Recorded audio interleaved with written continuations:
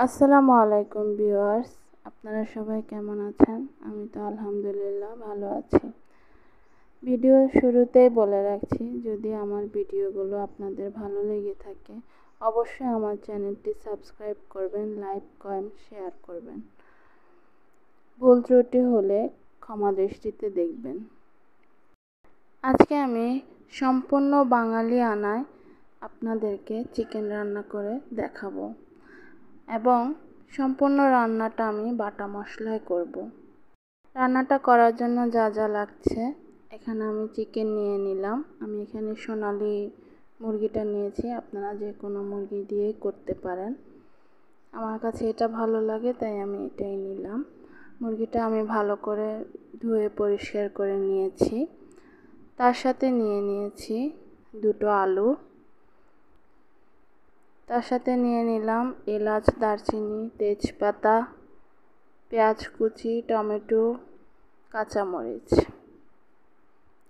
টমেটোটা আমি দেব, আপনারা চাইলে স্কিপ করতে পারেন। টমেটোটা দিলে গ্রেভিটা খুব সুন্দর আসে। আর পাটায় বেটে নেওয়ার জন্য নিলাম জিরে, পাঁচফোড়ন, পেঁয়াজ কুচি। আদা রসুন পেস্ট আমার করা আছে তাই সেগুলো আমি নিলাম না, যেগুলো বাটতে হবে সেটাই নিয়ে নিলাম। বাটা মশলায় রান্নার স্বাদ তো অতুলনীয়, সেটা আর বলার অপেক্ষা রাখে না। এখানে নিয়ে নিলাম হলুদ গুঁড়ো, মরিচের গুঁড়ো, ধনিয়া গুঁড়ো, লবণ আর 1 চা চামচ চিনি। চিনিটা তোমাদের ইচ্ছে, দিলে দিতে পারো, না দিলে স্কিপ করবে। আমার ভালো লাগে তাই আমি দিলাম। চিনিটা দিলে ঝোলের টেস্টটা একটু আলাদা আসে। তো এখন আমি মশলাগুলো বেটে নেব। এই যে পাটায় জিরে, পাঁচফোড়ন দিয়ে দিলাম, ভালো করে বেটে নেই। এই তো আমার জিরে বা পাঁচফোড়ন বাটা হয়ে গেছে। এখন আমি একটা পাত্রে তুলে নিলাম।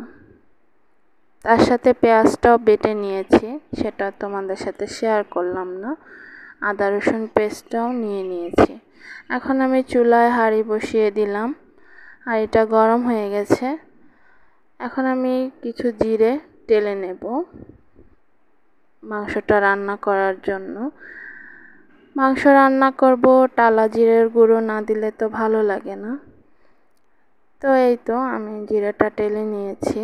আস্তে আস্তে হালকা আছে টেলে নিতে হবে, না হলে পুড়ে যাবে। এই তো এখন আমি চুলাটা অফ করে দিলাম আর একটা ছেঁচুনিতে নিয়ে নিলাম গুঁড়ো করে নেওয়ার জন্য। তো আমার জিরেগুলো গুঁড়ো করা হয়ে গেছে, দেখো বন্ধুরা। তো এখন শুরু করব মূল রান্না। চলো শুরু করি। আমি চুলায় একটা কড়াই বসিয়ে দিলাম, পরিমাণ মতো তেল দিয়ে দিচ্ছি। তেলটা একটু গরম হয়ে আসলে আমি এখানে অ্যাড করব তেজপাতা, দারুচিনি, এলাচ। আমি একটু হালকা করে ভেজে নেব। একটু ভেজে নিলে হয় কি, মশলার স্মেলটা একটু সুন্দর আসে, তার কারণে ভেজে নেওয়া। এখন আমি পেঁয়াজ কুচিগুলো দিয়ে দেব। পেঁয়াজটা আমি একটু ব্রাউন কালার করে ভাজবো। এতে হবে কি, ঝোলে তোমার পেঁয়াজ বেরেস্তার একটা ফ্লেভার আসে, সেটা খুবই ভালো লাগে।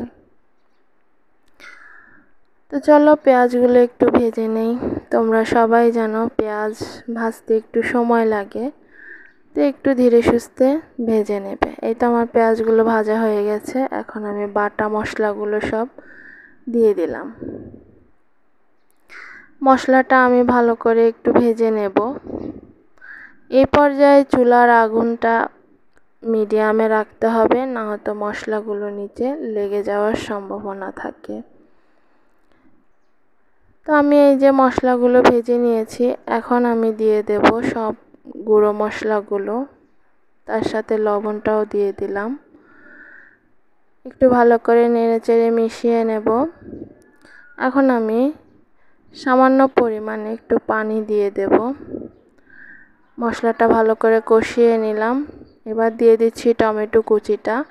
টমেটোটা এখনই দিতে হবে, না হয়তো পরে টমেটোটা ভালোভাবে মিশবে না। এখন দিলে একেবারে সেদ্ধ হয়ে ঝোলের সাথে এটা মিক্স হয়ে যাবে। এই তো এখন একটু পানি দিয়ে দিয়েছি ভালোভাবে মশলাগুলো কষানোর জন্য। দেখো তেলগুলো উপরে চলে এসেছে, মশলাটা ভাজা ভাজা হয়ে গেছে। এ পর্যায়ে আমি দিয়ে দিচ্ছি চিকেনগুলো। ভালো করে চিকেনটা আমি এখন কষিয়ে নেব, কোনো পানি দেব না, একেবারে মশলায় হালকা আঁচে সময় নিয়ে কষাতে হবে। এবার আমি দিয়ে দিচ্ছি কেটে রাখা আলুগুলো। চিকেন দিয়ে আলু তার সাথে একটা ঝোলের কম্বিনেশন তো দারুণ লাগে। অবশ্যই তোমরা এটা ট্রাই করবে। করো সবাই কম বেশি রান্না, তারপরেও এক একজন এক একভাবে রান্না করে। এখন আমি একটু পানি দিয়ে ঢাকনা দিয়ে দেব আলুটা ভালোভাবে কষিয়ে নেওয়ার জন্য। এই তো আমার রেসিপিটা প্রায় কষানো হয়ে গেছে। ভালোভাবে নেড়ে চেড়ে আমি আর একটু কষিয়ে নেব। অবশ্যই ভালো লাগবে এই গরমে একটু পাতলা আলু দিয়ে ঝোল। এখন আমি পরিমাণ মতো পানি দিয়ে দিলাম রান্না করার জন্য। এই তো দেখতেই পাচ্ছ রান্না জাল চলে এসেছে। এখন আমি দিয়ে দিলাম 3-4টে কাঁচামরিচ আর গুঁড়ো করে রাখা জিরের গুঁড়ো। টালা জিরের গুঁড়ো দিলে তো মাংসের টেস্ট আরও দ্বিগুণ বেড়ে যায়, অন্যরকম একটা ফ্লেভার আসে, যেটা খুবই ভালো লাগে। তো আমার রান্নাটা প্রায় হয়ে গেছে। এই পর্যায়ে আমি এখন চুলাটা অফ করে দিয়েছি। এই তো দেখতেই পাচ্ছ কি সুন্দর হয়েছে কালারটা। ভালো লাগলে অবশ্যই আমার ভিডিওগুলো